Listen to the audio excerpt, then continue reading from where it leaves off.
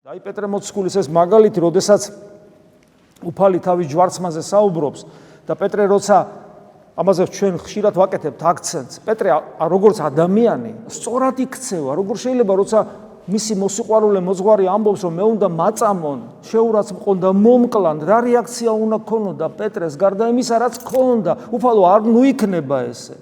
ნუ გააკეთებ ამას, ეს როგორ შეიძლება მოხდეს? და როგორი მკვეთრი რეაქცია აქვს უფალს. ეს მკვეთრი რეაქცია პეტრესთვისაც იყო, რა თქმა უნდა, მაგრამ ჩვენთვის არის, ჩვენს გასაგონა, ჩვენ სამოძღვრებლად უთხრა და ჩვენ სამოძღვრებლად შემოინახა 2000 წელზე მეტია უკვე ეკლესია. განვეთ ჩემგან სატანა, რამე თუ საცთურ ჩემდა ხარ. და რატომ უწოდა ეს სიტყვები? იმიტომ რომ არაზრახავ ღვთისას, არამედ კაცთასა. პეტრეს ადამიანური თვალსაზრისით სწორი, სამართლიანი, ზნეობრივი, საქციელი აი ესე შეფასდა ქრისტეს მიერ, სატანა და მაცდური. და აი ამის შემდეგ სახარებაში უფალი მოწაფეებს ეუბნება, არა მარტო მე მდევნიან, არამედ ეუბნება, რომელსა ნებავ შემდგომად ჩემდა და რომელსა ნებავ შემოდგომად ჩემდა, ეს არჩევანი გაკეთებულია. უფალი მათ ეუბნება, ვისაც სურს მე გამომყვეს. ხოლო ჩვენ ნათლობაში და მას შემდეგ რაც სულიერი ცხოვრება დავიწყეთ, ნათლობის აღთქმა აქტუალიზით და რა, რომ შეუდგებით ქრისტეს, ეს კითხვა თითქოს აღარც კი გვეკუთვნის, ჩვენ უკვე დიახაც, ჩვენ გაყოლილი ვართ ქრისტეს. ხო და უფალი გვახსენებს, რომ რომელსა ნებავ შემოდგომად ჩემდა,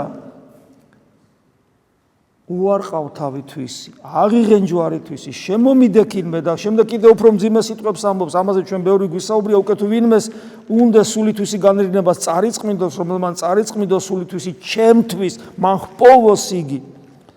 და რა ისარგებელი ეყოს კაცსა, უკვე თუ სოფელი ყოველი შეიძინოს და სულითვისი იზღვიოს, ანუ რა იმისას კაცმა ნაცვლად სულისათვის ის.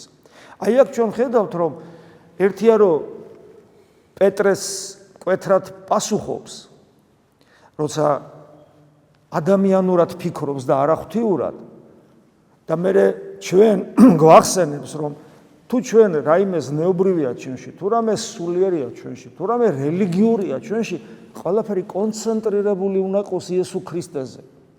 და მის მყუდრო ნავსაყუდელში უნდა ვპოვოთ განსვენება. და აუცილებლად ჩვენი სულიერი ცხოვრების რეალიზებისათვის აუცილებელია ჩვენი ყოველი ნაბიჯი, ყოველი ქმედება, ყოველი სიტყვა, ხმის ინტონაციაც კი ღვთის ნების თანხვედრი იყოს. აქ და ამგვარად და ასე და ამგვარად რეალიზდება ჩვენი თავისუფლება.